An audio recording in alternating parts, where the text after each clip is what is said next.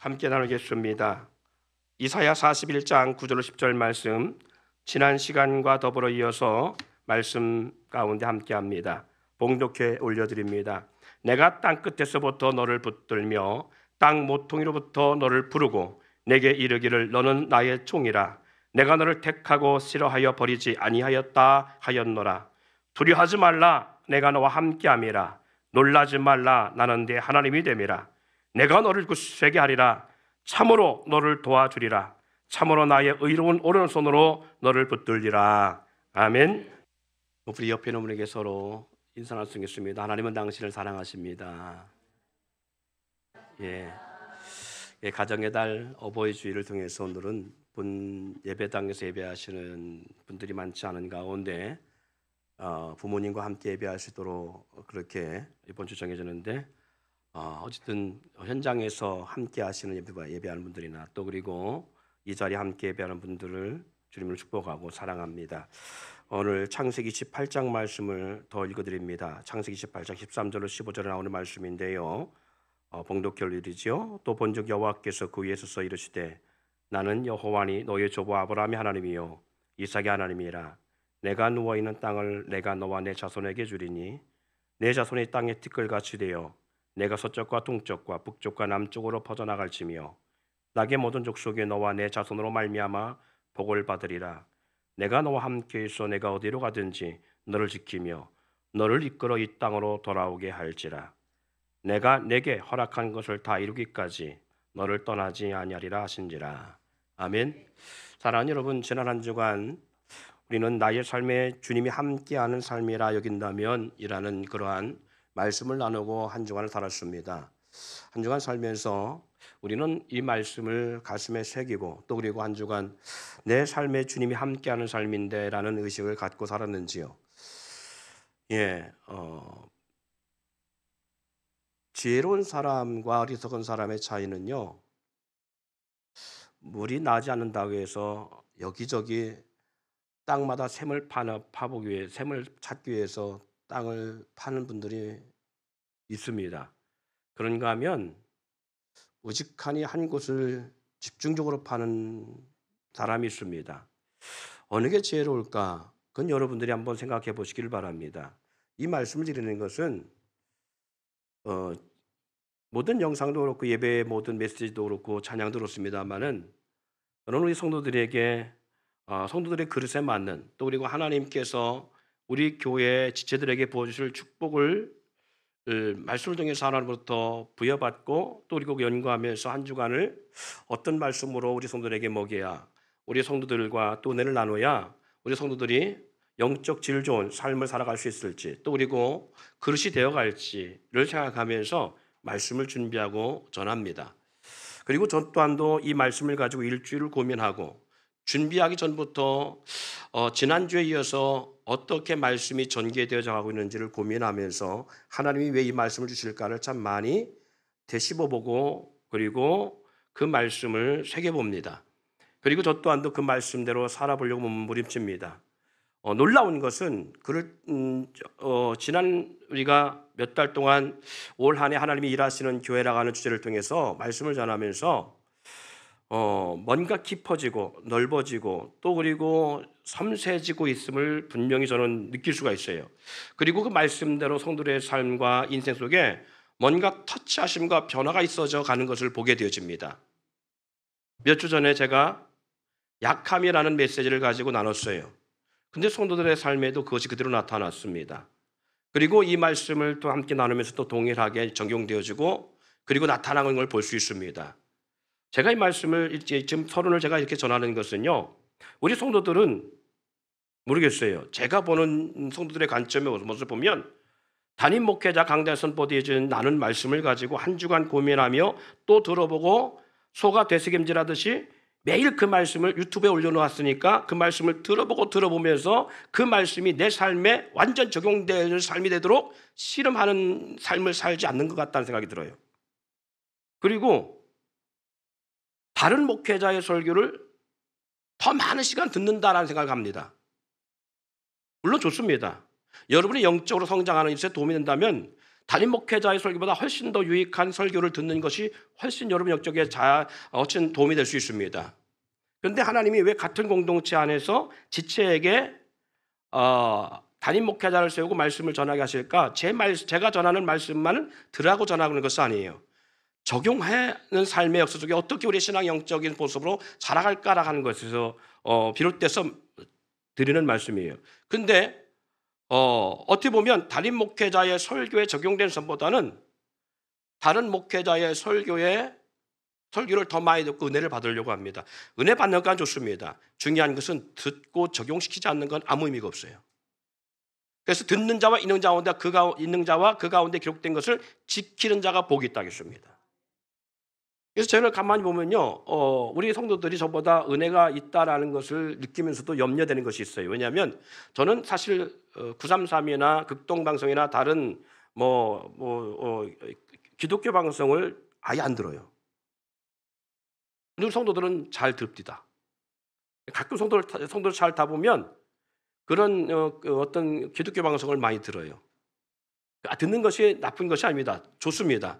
그런데 중요한 것은 그래, 듣고 은혜 받고 좋다라고 끝나면 안 돼요. 찬양이 나올 때에 그 찬양이 하나님이 내게 무슨 말씀을 주시는지, 말씀을 들을 때 우리 목사님과의 설교 속에서 하나님은 거기에 같은 공통 분모가 뭔지, 그리고 내게 왜 지금 이 말씀을 듣게 하시는지를 깨달아야 돼요. 그게 되지 않으면 여러분은 귀만 커지고 머리만 커집니다.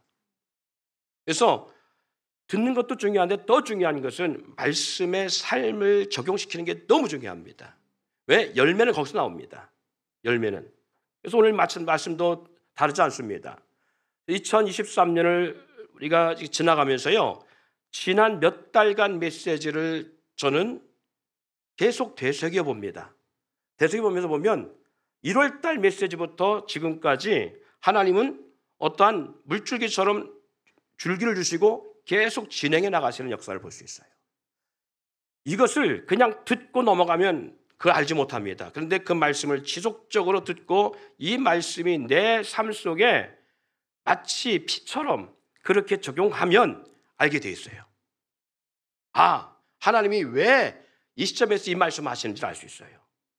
오늘 그것처럼 우리 삶에 주님이 함께하는 삶이라 여긴다면 나는 어떠한 삶을 살아갈 수밖에 없는가? 그래서 지난 시간에 우리는 야곱을 통해서 이 메시지를 함께 나눴습니다. 야곱이 이전의 삶의 모습을 보면 그는 어떻게 보면 너무나 인간답고 너무나 하나님을 모르는 사람들처럼 그렇게 살아갔던 삶의 모습이 그 전반부의 삶에 적용되어 있었다는 사실을 우리는 알 수 있습니다.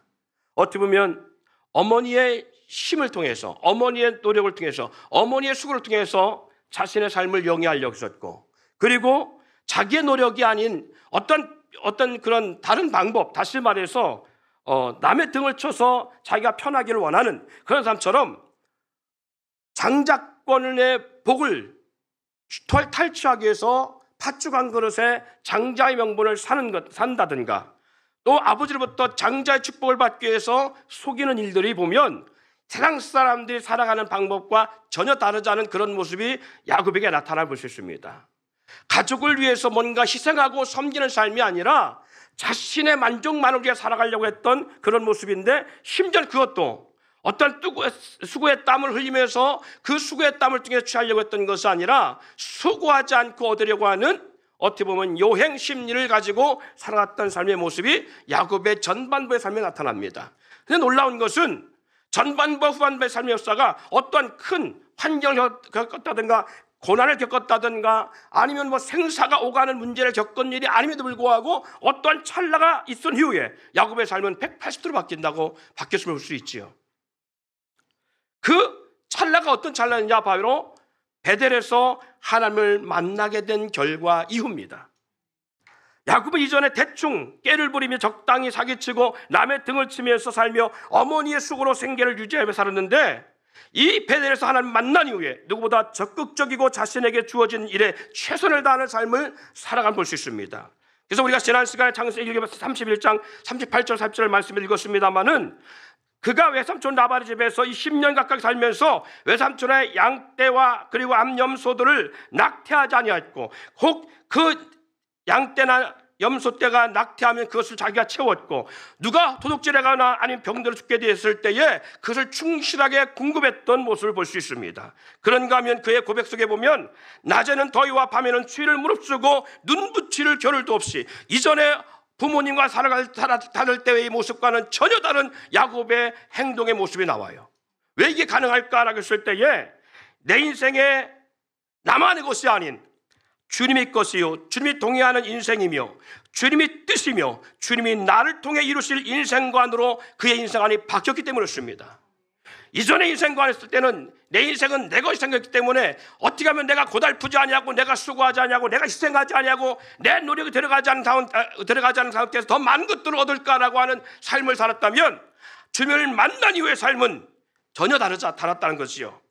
외삼촌의 사업이고 외삼촌의 목장이었지만 외삼촌이 내게 맡긴 사업장이고, 그리고 직장을 넘어서 하나님이 나에게 허락한 사업장이요 직장이요 생활의 터전으로 보았고 주님의 뜻이 있는 곳으로 믿고 보았기 때문에 야곱의 삶은 이전의 삶과 상이하게 너무나 다른 삶의 모습으로 그렇게 변해가고 있다는 사실을 볼 수 있습니다. 그래서 오늘 우리는 내 노력을 이루어지는 삶과 주님이 동행하고 역사하는 삶의 다른 두 번째 의미를 나누려고 합니다. 첫 번째 의미는 이처럼 하나님과 함께하는 삶의 모습 속에서 야곱의 삶은 이제는 자기 인생, 자기 것이라 생각하는 것이 아니라 내 인생이 주님과 함께하는 인생이고 내 인생이 주님이 동행하시는 인생이고 나를 통해 하나님이 이루실 역사의 소망을 바라보고 살았기 때문에 이전의 삶과는 전혀 다른 삶의 역사를 그가 자기 인생 가운데 살아가고 있었다면, 두 번째 또 다른 의미가 뭐냐? 이것이 내가 내 인생의 것이라고 생각했을 때와 주님이 나와 함께 하시고 주님이 도우시는 인생이고 주님이 역사하는 인생이고 주님이 배려하는 인생이고 주님이 내게 열어주신 인생이라고 느낄 때에 무엇이 달라지느냐? 어려운 일을 만날 때 달라집니다. 어려운 일을 만날 때 함께한 상대나 환경으로부터 배신을 당할 때라든가 사람으로 말미암아 치욕적인 일을 당할 때라든가 아니면 내 생애에 걷잡을 수 없는 정말 급박한 환경에 어려움 만날 때에 전혀 삶의 모습이 다르게 나타남을 볼 수 있습니다.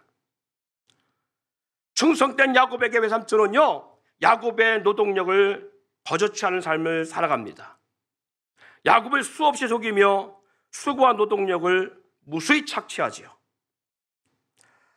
창세기 31장 41절에 보면 내가 외삼촌의 집에 있는 20년 동안 외삼촌의 두 딸을 위하여 14년, 외삼촌의 양떼를 위하여 6년을 외삼촌에게 봉사하였거니와 외삼촌께서 내 품삯을 10번이나 바꾸셨으며, 이런 고백을 합니다.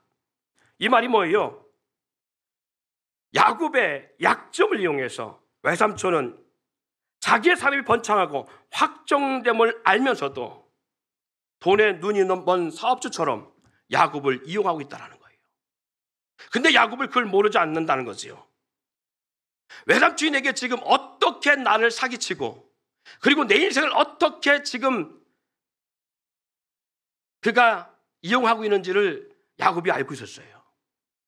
사랑하는 여러분, 만약에 여러분의 직장에서 여러분과 함께한 사람부터 이런 일을 당한다고 생각하면 여러분은 어떻게 행동하고 어떻게 여러분은 그 일을 판단하고 결정할 거예요. 예를 들어서 내가 어디 아르바이트를 하고 있는데, 청년 같은 경우는 직장에서 아르바이트를 하고 있는데, 일터 아르바이트를 하고 있는데 알바를 쓰면서 불구하고 내 노동력과 내 시간을 착취하면서 당연히 해줘야 될 그러한 대우를 하지 아니하고, 그리고 정말 아주 적은 비용으로 적은 어떻게 보면 대가로만 나를 이용하고 있다. 사장이 그렇게 나를 지금 이용하고 있다라고 생각하면 우리는 어떻게 하겠어요? 대부분 사람들은 이 문제를 놓고 오래 씨름하지 않습니다. 왜? 내가 선택한 직장이고 내가 선택한 거잖아요. 그러니까 그만둘 수 있는 것도 누가 선택해요? 내가 선택해요. 여러분에게 주어진 환경이 마찬가지입니다.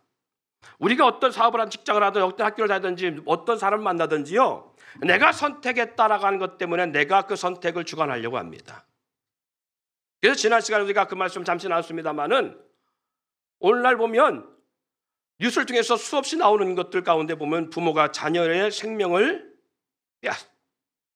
부모 살기 어렵다는 이유 때문에 자녀와 함께 동반자 살아가는, 자녀의 선택권이 부모의 손에 있어서 좌지우지하는 역사들을 보면서도 다르지 않아요. 왜?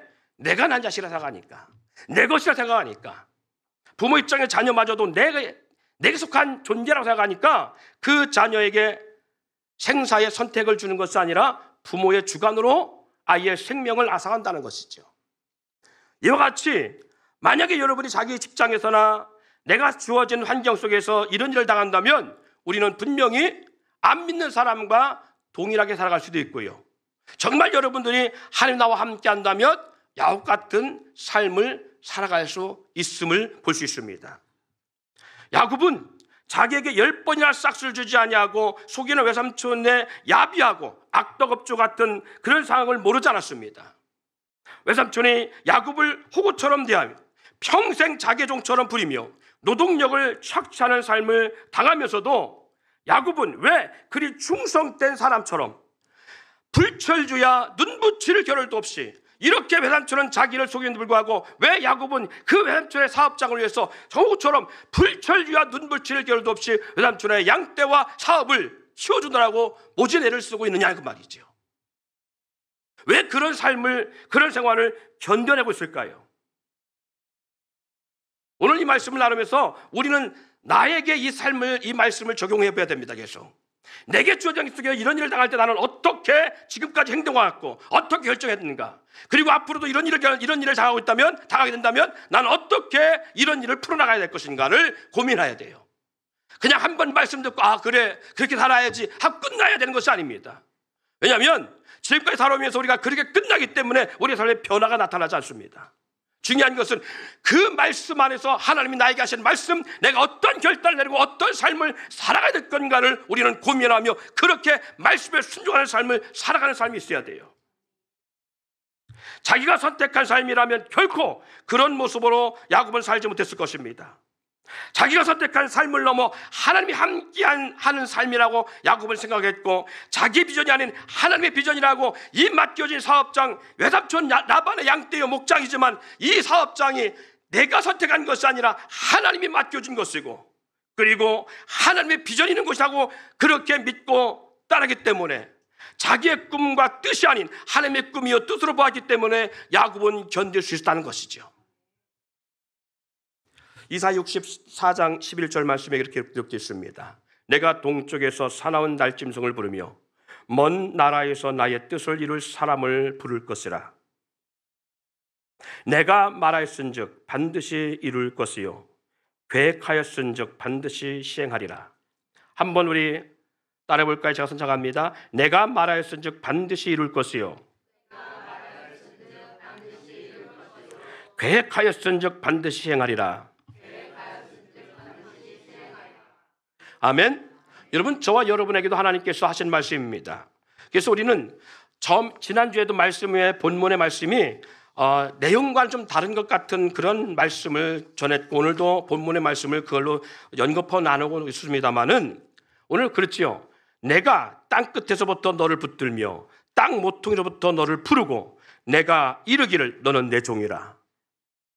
내가 너를 택하고 싫어하여 버리지 아니하였다 하였노라. 한번 따라 봅시다. 두려워하지 말라. 내가 너와 함께함이라. 놀라지 말라. 나는 내 하나님이 됨이라.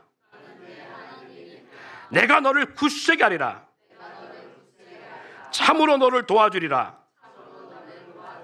참으로 나의 의로운 오른손으로 너를 붙들리라. 할렐루야. 여러분, 이 말씀은 누구에게 한 말씀이에요? 이 시간 이 말씀이 선포되고 있다는 얘기는 하나님께서 지금 저와 여러분에게 하시는 말씀이 있습니다. 하나님께서 우리가 말씀하시는 겁니다. 두려워하지 말라고요. 내가 너와 함께함으로 놀라지 말라는 겁니다. 나는 너의 하나님이 된다라는 거예요. 내가 너를 굳세게 하고 참으로 너를 도와주겠다는 거예요. 누구처럼?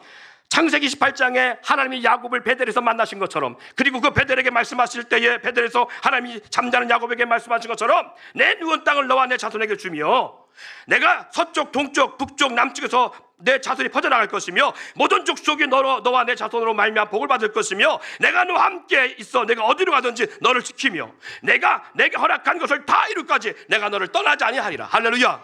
이 말씀이 야곱에게 함께하고 있음을 통하여 하나님이 그 야곱을 책임지시고 야곱 또한도 그 말씀을 들으면서 하나님 나와 함께 하시는구나, 내 인생은 하나님이 도우시는 인생이구나, 하나님은 날 통해서 하나님의 거대한 비전과 뜻들이 이루어지겠구나 라고 믿고 나갔던 것처럼, 사랑하는 여러분, 오늘 이 자리가 여러분의 야곱이 베델에서 만난 하나님이 만난 그 베델이듯이 이 자리가 그런 자리를 믿으시길 바랍니다.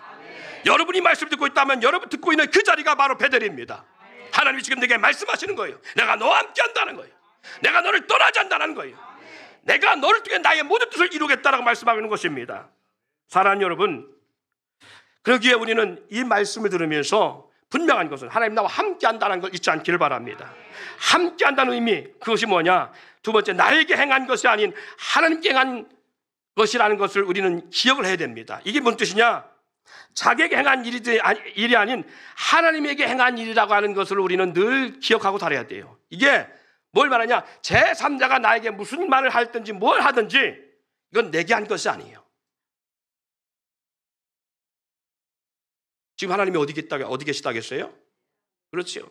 너희 안에 거하시는 하나님이시니. 믿어주십니까? 그러면 내 안에 계신 하나님이 함께 하신다면, 내 안에 주님이 동행하고 계셨다면 상대가 나한테 그것을 무슨 말을 하든지 그것은 누구에게 하는 거예요? 인정되십니까?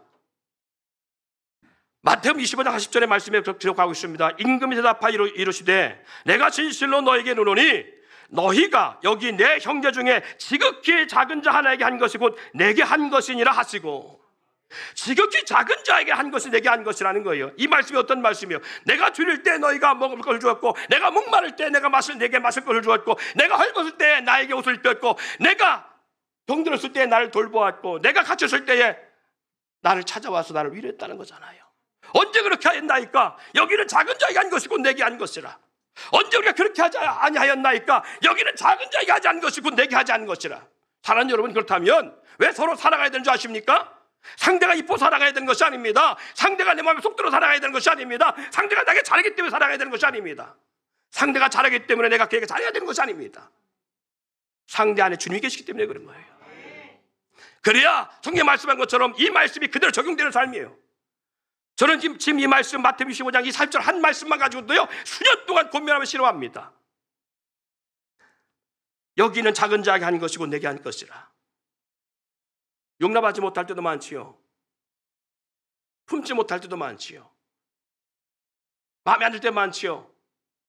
나와는 정반대의 길에 서서 나와 대적하고 나와 다투자는 상황이 이럴 때는 정말 미치고 팔짝 뛰겠지요. 그래도 불구하고 용납해야 되고 품어야 되고 사랑해야 되고 섬겨야 되고 오래 참아야 되는 이유가 바로 무엇이냐? 여기는 작은 자에게 한 것이고 내게 한 것이라는 것 때문에 그래요. 결국 주님을 속이는 일이며 주님의 것을 취하고 도둑질하는 행위기에 야곱은 외삼촌 라반이 자기에게 10번의 싹스를 어길지라도 참게 된 이유는 이건 내게 한 것이 아니라 나와 함께 하시는 하나님에게 한 것이라는 그 믿음의 의지 때문에 야곱은 버틸 수 있었어요. 우리가 왜 직장에 쉽게 포기하고 서로 살아가면서 왜 쉽게 서로 다투고 헤어지고 원수가 되어지는가? 그것은 바로 내게 한 것이 생각하기 때문에 그래요. 내게 한 것이라.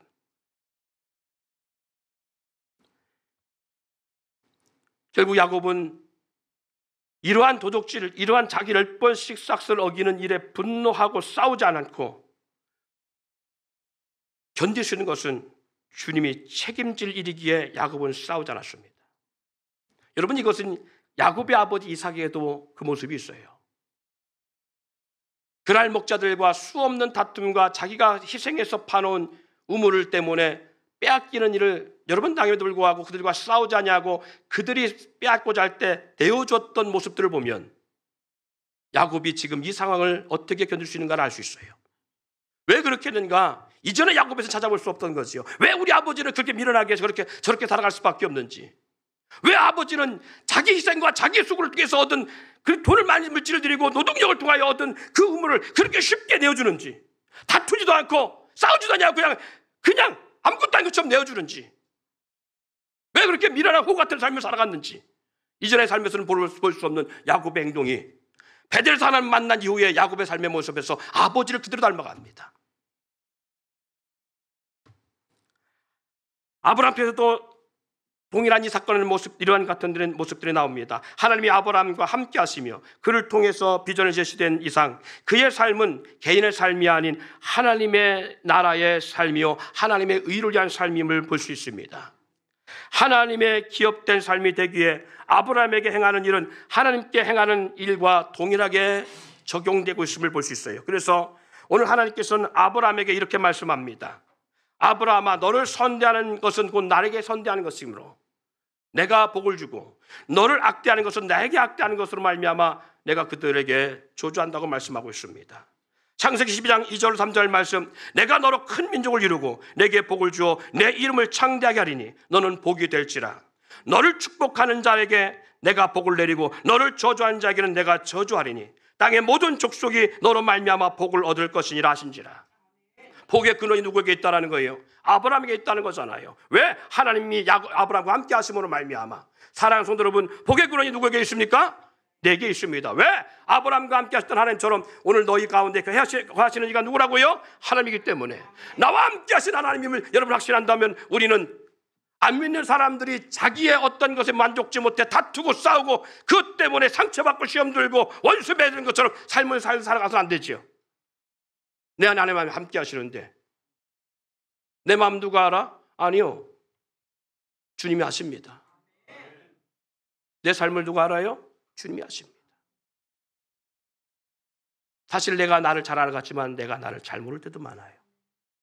우리 아침에 일어나서 머리털이 몇 개 빠지고 몇 개가 새로 나는지 어떻게 알아요? 내 몸의 신체 일부 가운데 어떻게 손상되어지고 어떻게 암세포가 번식해가고 어떻게 암세포가 죽어가는지 내가 어떻게 알아요? 그런데 주님은 이렇게 말씀하시죠. 너의 머리털까지 세신 바 되었느니라. 나의 안고로 소문하시며 나의 눕는 것과 나의 작은 신음마저도 주님 아신다고 말씀합니다. 야곱은 그런 믿음으로 살았기에 외삼촌의 모든 불의를 견딜 수 있었습니다. 자기에게 불의하게 할수록 주님은 자기에게 복의 복을 더할 것을 야곱은 믿었다라는 거예요. 창세기 31장 6절로 9절 말씀에 그에 대한 말씀이 나옵니다. 31장 6절로 9절 말씀은 같이 한번 읽어볼까요? 시작. 그대들도 알거니와 내가 힘을 다하여 그대들의 아버지를 섬겼거늘 그대들의 아버지가 나를 속여 품삯을 10번이나 변경하였느니라. 그러나 하나님이 그를 막으사 나를 해치지 못하게 하셨으며 그가 이르기를 점 있는 것과 젖이 내 싹이 되리라 하면 온 양떼가 낳은 것이 점 있는 것이요 또 얼룩무늬 있는 것이 내 싹이 되리라 하면 온 양떼가 낳은 것이 얼룩무늬 있는 것이니 하나님이 이와 같이 그대들의 아버지의 가축을 빼앗아 내게 주셨느니라. 아멘. 사람이 뺏으려고 하면요 전쟁이 일어납니다. 그러나 하나님이 뺏어주는 것에 대해서는 평안입니다. 할렐루야. 내 인생 것이 내 것이 아닌 주님의 것이요 주님이 자녀로 주님의 기업된 인생임을 확신하고 살아가는 삶이 왜 그렇게 중요한 건가를 오늘 우리가 이 사건을 통해서 우리는 알 수 있어요. 그럴 때에 나에게 대적하거나 나를 너무 아프게 하거나 나의 것을 함부로 취하는 불의한 사람의 불의도 참을 수 있고 원수를 사랑할 수 있으며 성경에 약속한 복을 야곱이 받은 것처럼 받을 수 있음을 잊지 않기를 바랍니다. 여러분, 왜 우리가 결혼 생활하면서 많은 부부들이 힘들어하는 이유가 뭘까요? 바로 외삼촌과 야곱의 관계처럼 그런 관계 같은 얽힘이기 때문에 그런 줄 압니다. 그러나 우리가 어떻게 이러한 문제를 풀어나가야 되느냐 할 때에 우리는 내 생각과 내 감정을 앞세우면 안 되는 거예요. 야곱처럼 말씀을 붙잡아야 되고 언약을 붙잡는 역사가 있어야 돼요. 상대로부터 받으면 받을수록 내가 상처를 인하여서 그것을 마치 진주를 품듯이 조개가 진주를 품듯이 그걸 품고 주님 앞에 씨름해 나갈 때에 상대가 몰라준다고 우리가 그걸로 인해 상처받을 것이 아니라 내 안에 계신 주님이 일일이 보고 계시고 알고 계셔요. 그래서 성경이 이렇게 말합니다. 하나님의 말씀은 자위에 날선 검과 같아서 영과 혼자 및 관절과 골수를 찔러 쪼개기까지 하며 너희 생각과 뜻을 살피시느니라. 여러분, 저와 여러분이 하나님 말씀을 듣고 우리 마음속에 주님 말씀이 살아 역사하고 있다면, 내가 그 말씀대로 순종하고 있는지 순종하고 않는지, 내가 그 말씀 앞에 어떻게 살아가고 있는지를 그 말씀이 나를 판단하시고 살피신다는 거예요. 사람의 말도 소멸되지 아니한 것처럼 하나님의 말씀은 여태까지 한 번도 소멸되지 않습니다. 천지가 없어지기는 하나님의 말씀은 1.1핵도 없어지지 아니한다고 말씀한 것처럼 말씀은 살아 우리 가운데서 역사하고 있음을 잊지 않기를 바랍니다. 그러기에 오늘 야곱은 그 진리 안에서 뭘 실험했느냐? 외삼촌 라반이 나에게 10번의 싹을 어긴다 할지라도 그렇게 하면 할수록 내가 참고 외삼촌의 양떼를 충성되게 돌보면 하나님은 반드시 내게 그 복을 주시는데, 어떻게? 외삼촌 라반의 모든 산업을 내게 인계할 것이라는 것을 알았어요. 그래서 오늘 이 마태복음 25장에 나오는 말씀처럼 여기 작은 자가 한 것이 내게 한 것이라는 걸 알고 그런 믿음이 있었기에 야곱은 외삼촌 라반의 양떼를 칠 때에 외삼촌 라반이 그렇게 자기를 약점을 이용해서 자기를 그렇게 평생 노동력을 착취하고 종처럼 자기를 부리고자 할 때에 호처럼 버티고 있으면서도 외삼촌 양떼를 충실되게 외삼촌의 그 산업을 돌볼 수 있었던 것은 하나님이 반드시 내게 복을 주실 것이다. 하나님은 살아계시다는 것을 야곱을 신뢰했기 때문에 그래요. 사랑하는 여러분, 오늘 그러게 우리는 주님을 만나지 않으면 우리는 안 믿는 사람과 다르지 않은 삶을 살아가고 안 믿는 사람들 같은 행동을 할 수밖에 없고 안 믿는 사람의 사고 속에서 우리도 그렇게 살아갈 수밖에 없습니다. 그러기에 하나님을 만나고 하나님 안에서 야곱처럼 변화 역사가 일어나야 될 줄 믿습니다. 누가복음 6장 35절 38절 말씀에 우리 가운데 이렇게 말씀하고 있습니다. 오직 너희는 원수를 사랑하고 선대하며 아무것도 바라지 말며 구워주라. 그리하면 너희의 상에 클 것이요 또 지극히 높으신 이의 아들이 되리니 그는 은혜를 모르는 자와 악한 자에게도 인자하시느니라. 너희 아버지의 자비하심에 같이 너희도 자비로운 자가 되라. 비판하지 말라. 그리하면 너희가 비판을 받지 않을 것이요 정죄하지 말라. 그리하면 너희가 정죄를 받지 않을 것이요 용서하라. 그러면 너희가 용서를 받을 것이요 주라. 그리하면 너희에게 줄 것이니 곧 후이되어 누르고 흔들어 넘치도록 하여 너희에게 안겨주리라. 사랑하는 여러분,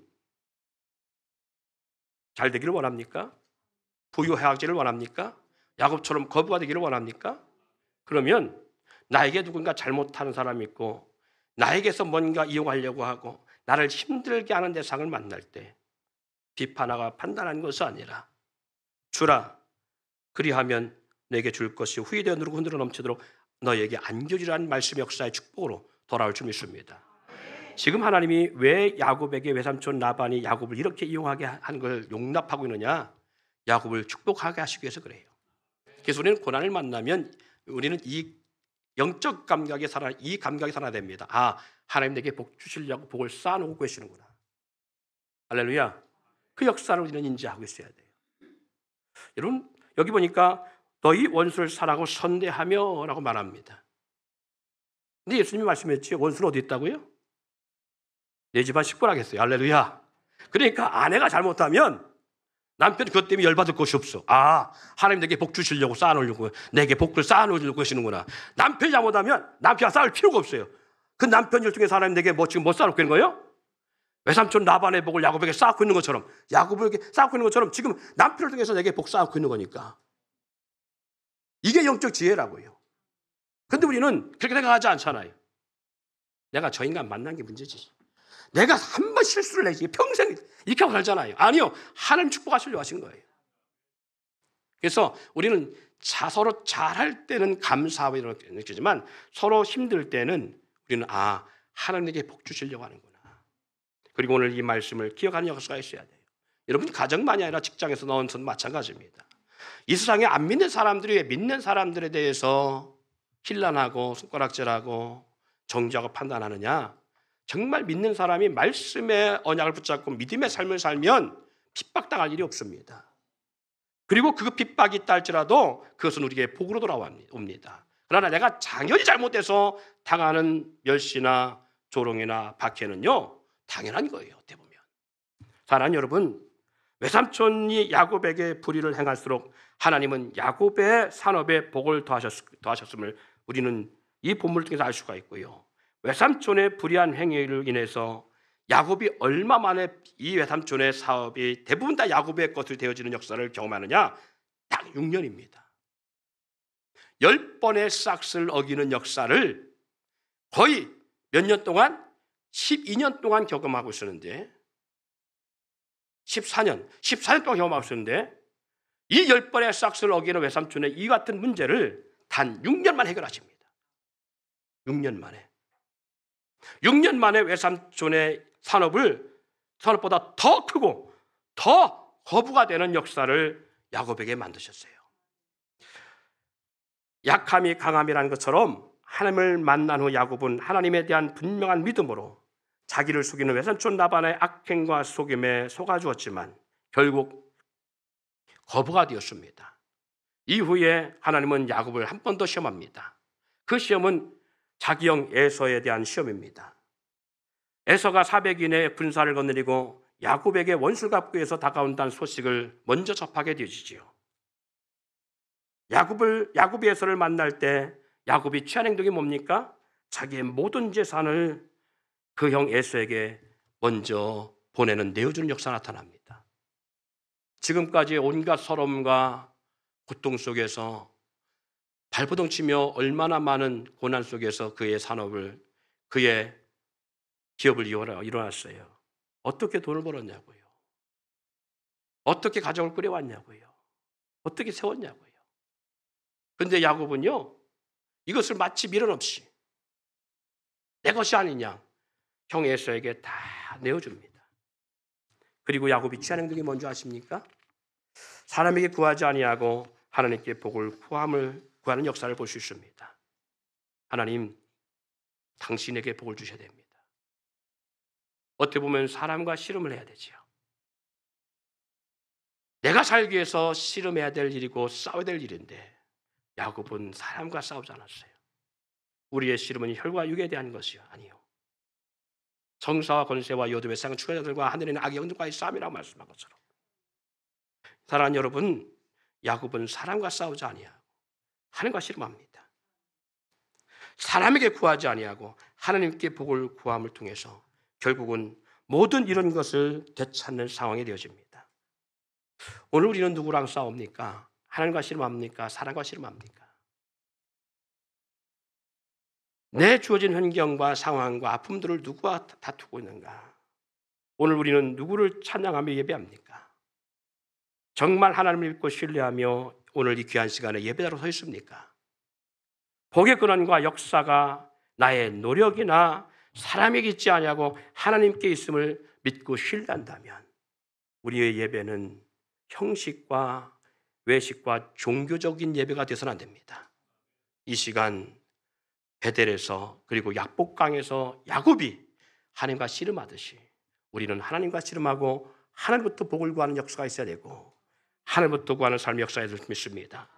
하나님이 나와 함께 하시고 나와 통행하시고 나를 통해 이루실 것을 믿는다면 우리는 사람에게 구하는 삶이 아닌 야곱처럼 모든 것을 내어주도 주고도 도로 찾는 그런 역사를 우리는 겸하는 삶을 살아야 될 줄 믿습니다. 야곱이 형의 소식을 듣고 모든 것을 내어주고도 약복강에서 사람에게 구하지 아니하고 오직 하나님께 복을 구함처럼 하나님과 씨름함으로 하나님으로 다시 찾는 역사가 오늘 저와 여러분이 이 예배를 통해서 있기를 소망합니다. 우리는 하나님을 믿고 하나님과 동행함을 우리가 신뢰하고 나간다면 우리는 나 스스로를 주님 앞에 세우고 그리고 주님과 씨름하고 하나님의 복을 구하는 야곱이 이스라엘 되듯이 하나님께서 나와 겨루어 네가 이겼어. 내가 네 손을 들어줄게. 하는 역사가 있기를 소망합니다. 내 방법과 내 뜻대로 상대를 만들어 가려고 하지 아니하고 내가 취한 것처럼 빼앗기지 않으려고 하는, 그래서 우리는 사람과 다투는 몸부림치는 삶이 아닌 힘이 없고 능력도 없고 무능한 자기의 능력으로 살아가려는 어리석은 삶이 아닌 나는 힘이 없고 능력도 없고 백도 없고 무능한 것을 안다면 내 무능함을 가지고 살아가기보다 하나님의 도우심을 구하며 하나님이 이루실 것을 믿고 오직 믿음 안에서 야곱처럼 환경에 굴하는 인생이 아니라 환경을 이끌어가시는 주님 앞에 승리하는 삶을 살아갈 수 있는 저와 여러분 되기를